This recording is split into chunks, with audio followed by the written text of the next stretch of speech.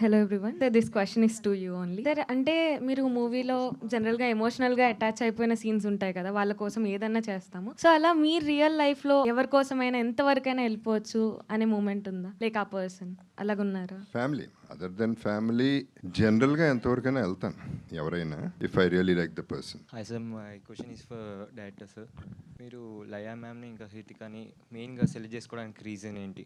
Reason అంటే క్యారెక్టర్కి లయ గారు 100% సరిపోతారనిపించింది. ప్లస్ జేబీ గారు ఏమన్నారంటే చాలా కాలం అయింది కదా, మా కాంబినేషన్ మళ్ళీ చాలా ఫ్రెష్ అవుతుంది, ఫ్రెష్గా ఉంటుంది. ఫస్ట్ ప్రిఫరెన్స్ లయ గారికి ఇద్దాం వంశీ, వెళ్ళి నరేట్ చేయన్నారు. సో లయ గారు చెప్పిన వెంటనే ఆవిడ చాలా ఎగ్జైట్ అయ్యి సూపర్ అన్నారు. ఇలా లయ గారు వచ్చారు ప్రాజెక్ట్లోకి.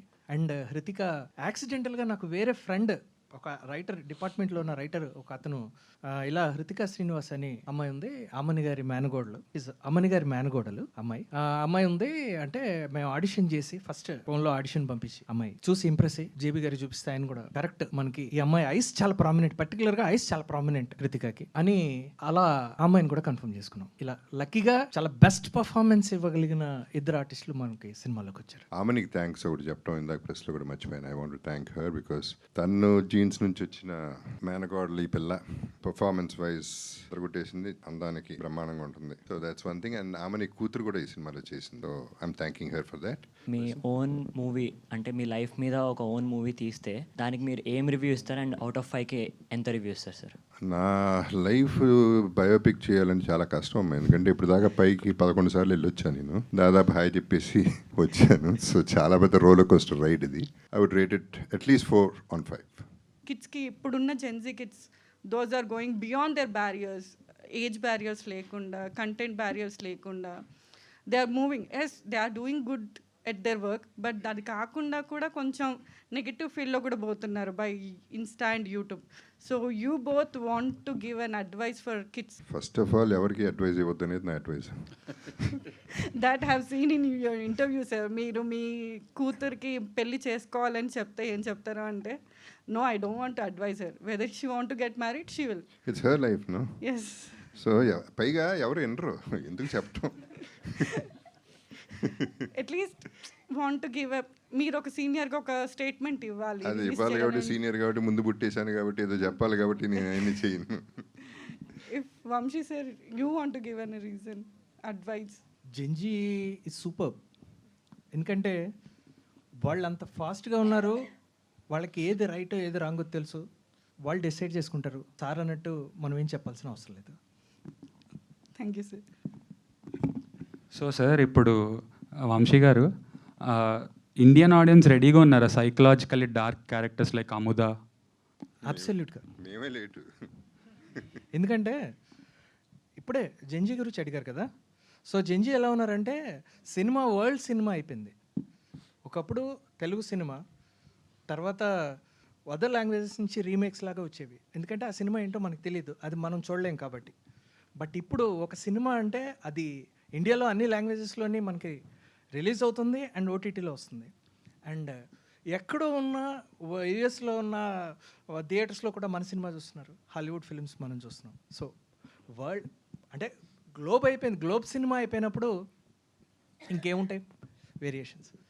చోటా సార్, ఈ సినిమాలో లైక్ చాలా బ్యూటిఫుల్ ఫ్రేమ్స్ ఉన్నాయి. మామూలుగా చూస్తే టీజర్ చూసినప్పుడు కానీ, ఫస్ట్ గ్లిమ్స్ చూసినప్పుడు, ఓపెనింగ్ షాట్ జగపతి బాబు గారు సిగరెట్ తాగేది, చాలా బ్యూటిఫుల్ ఫ్రేమ్స్ ఉన్నాయి అందులో. బట్ ఈ సినిమా తీస్తున్నప్పుడు ఈ ఫ్రేమ్, అరే ఇదిరా నేను తీసిన ఫ్రేమ్, ఇది నేను బయట 10 మందికి చెప్పుకుంటా అన్న ఫ్రేమ్ ఏమైనా ఉందా సార్? ఈ సినిమాలోనా మొత్తం సినిమా? ఈ సినిమాలో ఈ సినిమాలో ప్రతి ఫ్రేము 100 మంది కాదు 10,000 మంది చెప్తా. అలాంటి ఫ్రేమ్స్ పెట్టా, అలా ఇష్టం. దానికి ఒక రీజన్ ఉంది. భరద్వాజ్ గారు, కిషోర్ గారు, జగపతి బాబు గారు, డైరెక్టర్ వంశీ, వీళ్ళు నలుగురు నాకు ఫుల్ స్వేచ్ఛ ఇచ్చేశారు. స్క్రిప్ట్ నాకు ఎక్కించేశారు. ఇంకా నాకు ఎవరు అడ్డుపడలా, నా పని నేను చేసుకుంటూ వెళ్ళిపోయా. అందుకని ఇది ఇంత అద్భుతంగా చేయగలిగా. నేను చేసే పనికి ఎవరన్నా కాలు అడ్డు పెట్టినా, చెయ్యి అడ్డు పెట్టినా, కనీసం వేలు అడ్డు పెట్టినా చేయలేను. ఆ స్వేచ్ఛ నాకు ఈ సినిమాలో పూర్తిగా దొరికింది. 100% వర్క్ సాటిస్ఫాక్షన్ అంటే ఈ సినిమా నాకు. Hritika ma'am, hi. So my question is, sir, on the ground in the sets. ఒక్క నిమిషం ఉండు. రితికా మేడం హాయ్ చెప్పావు, ఈ మేడంకి హలో మేడం అన్న, ఏంటి నీ ఉద్దేశం? Respect sir. జంజీలు ఎలా చెప్తారా? చెప్పు, మేము నేర్చుకుంటాం. లేదు సార్ అట్లా. ఆవిడ జంజీ కాబట్టి హాయ్ అన్నావా? అంతే సార్. ఆవిడ నచ్చింది ఈవిడ నచ్చలా, అట్లాగా అంతేగా? నాలాగా నాకు కూడా ఆవిడే నచ్చింది ఈవిడ నచ్చలా. అయ్యో. ఎందుకంటే ఈవిడ స్క్రాచ్ చేస్తుంటుంది ఈవిడ. సారీ ఆవిడ స్క్రాచ్ చేస్తుంది కాబట్టి ఆవిడ నచ్చింది. గుడ్, అడుగునా? సారీ. పర్లేదు sir. So ma'am on the ground in the sets మీకు మన క్రూలు ఉన్న వాళ్ళు ఎవరు ఎక్కువ ఫ్రెండ్లీగా ఉన్నారు మీతో? Obviously cameraman. నన్ను అడుగు, నేను చెప్తాను. ఇలా ఫిట్టింగ్లు పెట్టుకుని ఇప్పుడు ఆవిడ ఆయన పేరు చెప్పింది అనుకో, ఇప్పుడు ఆయన పేరు చెప్తే మళ్ళీ నా కోపం వస్తుంది. నెక్స్ట్ షూటింగ్లో ఫేస్ మీద లైట్ అయ్యాను. Very simple. సరే అడుగులే, చెప్పు ఏం చెప్తావు చెప్పు, నువ్వు సంగతి చెప్తా. చోటా సార్ నో డౌట్. ఇది అది చెప్పడం ఎటకారంగా ఉంది, సిన్సియర్గా చెప్పు. నో సార్ కాదు, అంటే without Chota sir there is no energy in the set, అలా ఉంటుంది. And obviously not just Chota sir, JP sir is like Gen Z అంటారు కదా. I felt like JP sir is the most genziest person you can ever meet. అమ్మా వేసావు నువ్వు అసలు. అబ్బా, నేను నన్ను అంటదనుకున్నాను నేను. అమ్మో. And Chota sir is like the most funnest person you'll meet. So ala unindi set lo, and obviously Laya ma'am, everybody was like oka idi unindi like a connection, and everybody was like, you know, at the same range. So it was so good to work with everybody. It's not just one person, I can say. ఒక director మాత్రం 4 పిల్లల మధ్య ఇరుక్కుపోయి అటు ఫన్నా గిన్నా తెలియలేదు కదా. ఎటు వెళ్ళినా పిల్లరడ్డు డైరెక్టర్కి. ఎటు చూద్దామన్నా ఏదో ఒక పిల్లరడ్డు వస్తుంది.